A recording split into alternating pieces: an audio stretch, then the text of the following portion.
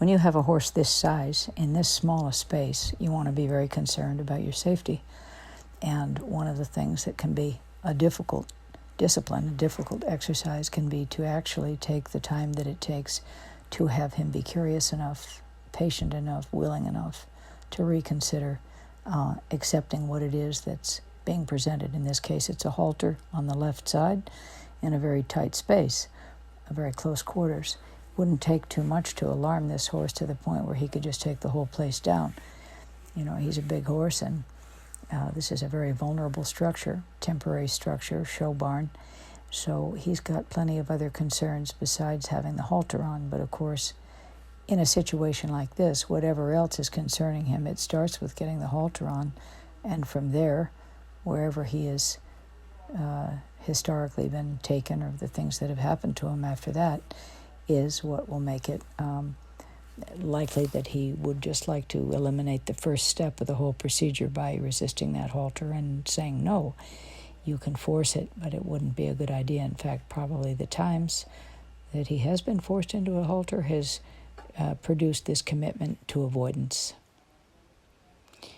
With deliberate steps and a lot of focus, you can actually control his movements to the point where, you know, in between backing and going forward, there's a place where a horse will stop. So when he gets his movement and his posture organized around curiosity, his feet can be still. He can start to, instead of move his feet backwards and forwards, he can move his head and neck left and right to much better advantage. It serves the end goal of haltering him to spend time developing the relationship around lowering and raising the neck and having a lateral flexion in the direction of the project. The project in this case being getting the halter put on his left side. It's quite clear to me that this horse hasn't had a lot of exposure being handled on the right side, so you'd probably want to take, as I said, the path of least resistance and work on having him get comfortable in a still, stationary position, and whatever kind of movement you were going to ask for, focus that movement on directing his attention in lateral and longitudinal flexion, meaning up and down with the head and neck, left and right with the head and neck.